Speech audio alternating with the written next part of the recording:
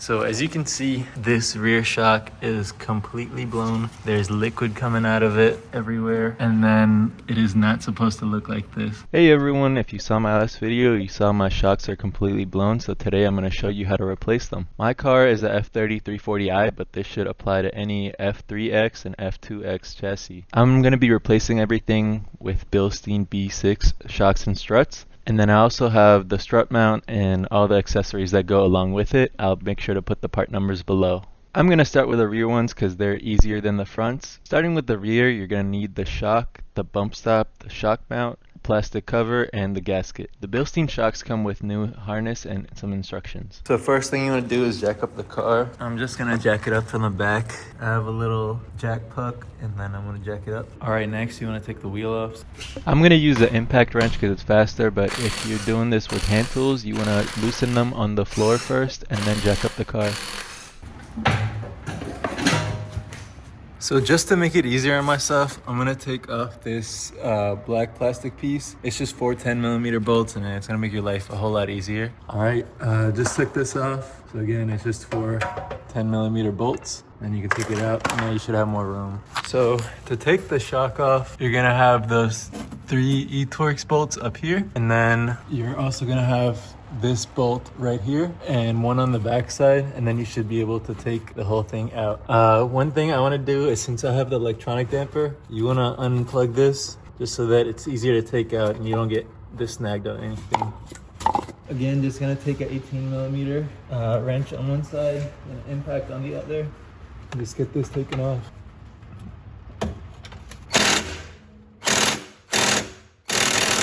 And then now I'm gonna take the E12 torque from up top.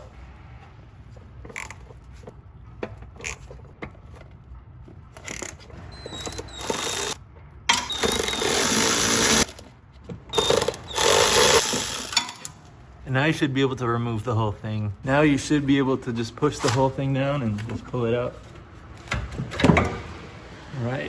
All right, now I'm going to show you how to disassemble the shock in the back. You can technically reuse all the old stuff, but I ordered new hardware just to make it easier. I highly recommend getting a new one. Again, you want to do that without puncturing the gasket, and then you just take the gasket off. And now I'm going to use a pass-through socket and a Allen wrench to take this off. You can also use an impact wrench and a vice grip, but I highly do not recommend that, but you can use that if you don't have the pass-through socket set. So you can see with a pass-through socket, I'm able to put this in the middle, and then I can loosen it.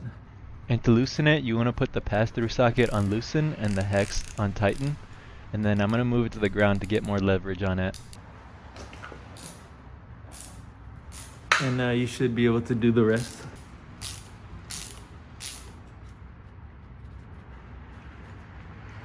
And that's how you take it off. And you can see how messed up my bump stop and shock mount is. That's why I'm replacing all of this stuff. All right, now I'm gonna assemble the new Bilstein one. I'm just gonna be following their instructions, so you can see you're gonna use the OEM bump stop, the shock mount, and the rest of the gaskets and stuff. And then you're just gonna use the nut that came over here on top. And this one's gonna be a 17mm. I'm gonna assemble this just like how I took it off. That adaptive damper is gonna be facing backwards, and then on this side, I'm gonna put it down like this. First thing is gonna be this bump stop. Then I'm gonna put this shock mount on top. Then you put the little washer and then the nut on top. And then this nut is gonna be a 17mm. So I'm gonna tighten this and then throw the wrench on there. So I'm gonna do this on the ground just so I have a little bit more leverage, but make sure the orientation is correct. And then for this one, you want to make sure the pass-through socket is on tighten and the hex is on loosen. And then there is a torque spec, but since I don't have a torque wrench, I'm just gonna get this as tight as possible. All right, now that I have this assembled, I'm gonna put the new gasket on, and then I'm also gonna put the new plastic cover on. And now this is good to go. I'll put that back in the car. All right guys, to put it back in, I'm gonna compress the shock just so I have a little bit more room to work with. And then I line it up top, and then on the bottom as well. All right, now that it's lined up, I'm gonna insert this bolt from the bottom, and then I'm gonna put the E-Torx up top. All right, now I'm gonna take the E-Torx bolts and put those up top.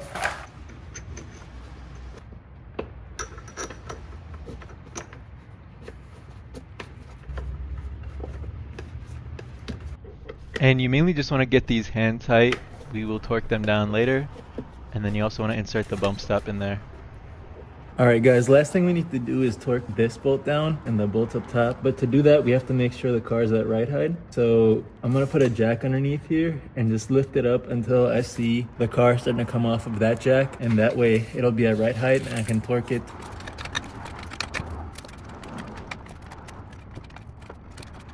All right, so the car is starting to lift off the jack now, and I'm gonna come in and torque this to 74 pound-foot.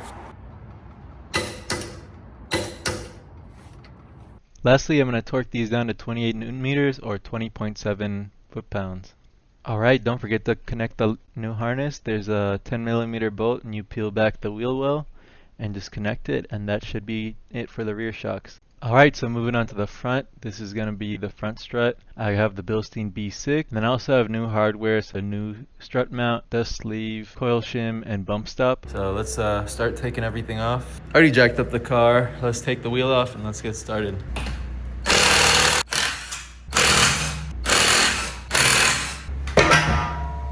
And then you're going to take this plastic piece off. It's just 3 10mm bolts, quarter turn. It should come right out. All right, on the top side, on the driver's side, there's gonna be this little clip that you have to pop out before you can take the plastic piece off. So let me use this pry tool. All right, now we should be able to remove this. And then we can peel this back to show the strut and the little E18 that we're gonna need to take off. So mine has 5 bolts up top and this E18, so let's get going. So on the bottom, let's start taking off all the little connections. So there's gonna be a connection for this adaptive damper or accelerometer. If you have non-adaptive suspension, you're not gonna have these, but since I do, let me take this off. We should be able to pop it out of right here. All right, took both of these connections out, and then should just be able to pull it out. All right, and just get these out the way. All right, next we want to take this end link off. So for that, I'm gonna use a 16mm deep socket to break it loose, and then I'll probably need to use a pass-through socket. So now that it's broken loose, I'm gonna use this pass-through socket to loosen it all the way. And it's gonna be a T30 in the middle. Again, you want the pass-through socket on loosen and the T30 on tighten. All right, now you pop it out and just leave it to the side. All right, next thing you want to do is take this headlight level sensor off. I'm going to use 2 10mm, and then there's just a bolt, 10mm bolt on the back that I'm going to take off. All right. Now this is loose and we can lower the arm. So next, I'm going to loosen the strut, and it's going to be this 16mm nut right here, and then an 18mm back here. So let me loosen that, and then I'll show you the next step.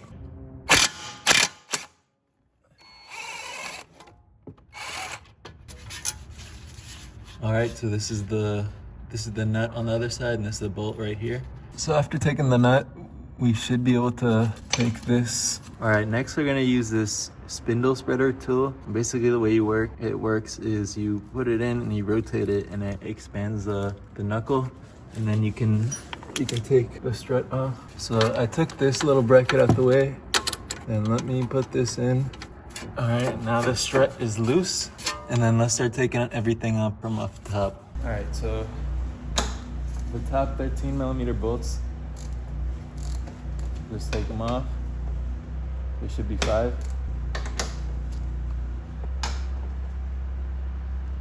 And then the E18 for the strut brace.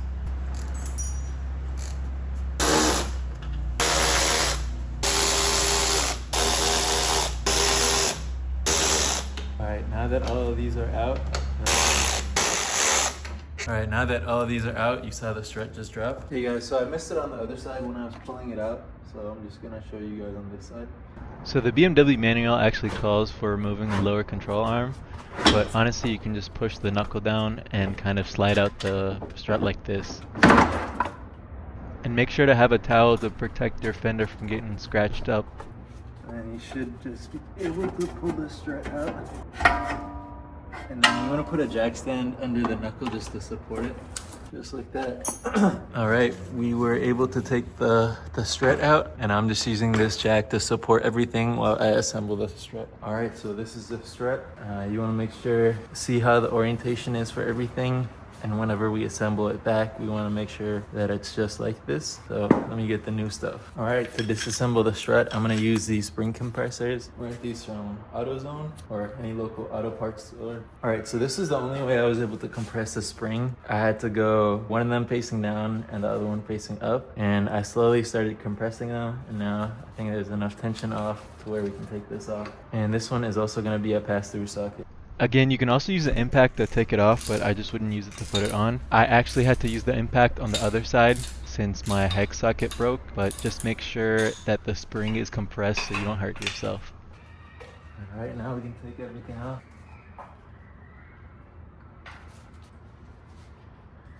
Honestly, I probably could have reused some of this stuff like this shim, but I ordered a new one and I'm just gonna use that instead. So following the instructions, I'm gonna have this on the bottom and then the spring and then the boot and then the new bump stop, the new strut mount, and then the Bilstein nut and washer that came with it.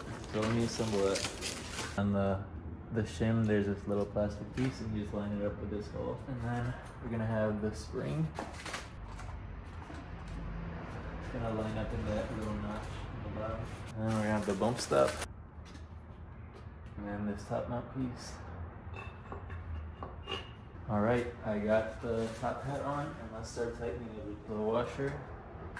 And then have Make sure the pass-through is on tighten and the hex is on loosen. There is a torque spec, but I'm just gonna get it as tight as possible. Now that we have the top hat on here, I'm gonna loosen both of these a little at a time until it properly seats. All right, now that I have everything assembled, I'm just gonna make sure that for one, the spring sits right there in that indentation and that plastic piece or rubber piece pops out. And then on the top, same thing, wanna make sure the spring sits in this rubber boot. Whenever you turn the top hat, there shouldn't be any sort of creaking or anything, so it should be good.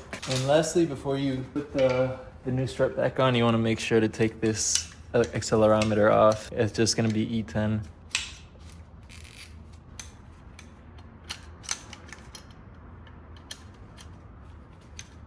All right, that should be good. Now we can put it back in the car.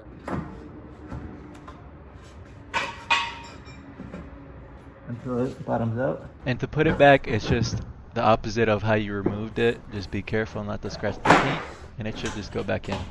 So up top, you wanna line up the gasket and the bolt holes. You're gonna have a couple of the bolts handy, and then when you line everything up. Now you can use a jack to push the strut up, but I was able to do it by hand. All right, now that I have two bolts lined up, I'm gonna start threading the rest in by hand.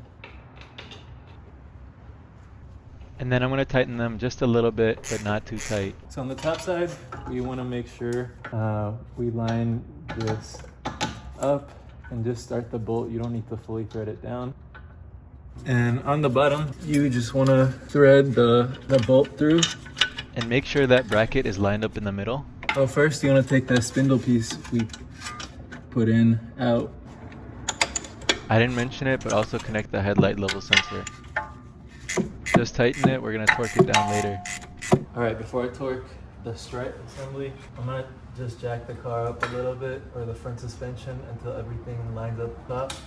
And I'm just gonna go until I see this spring compress a little. That way I know everything's lined up.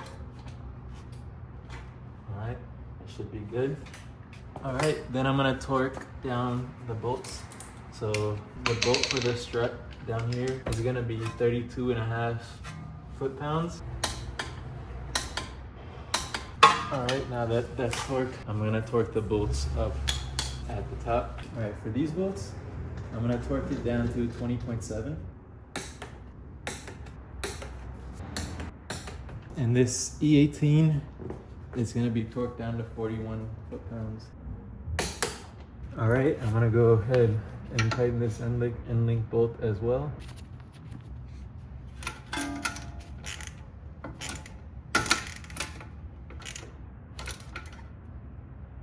All right, now I'm gonna go ahead and start connecting all the connections we took off. So firstly, the accelerometer, I'm just gonna go back in. That one's just gonna plug right in. All right guys, I have to take the whole front cover off just to access this wire. And now that I have it, I'm gonna go ahead and change it. So if you want to reuse the old wire, you can't, because if you look at the connectors, Bilstein decided to change the orientation, and just because of that, you're gonna have to use this cable instead. So just plug it in back here, make sure it's clipped, and then just use the same route that they used.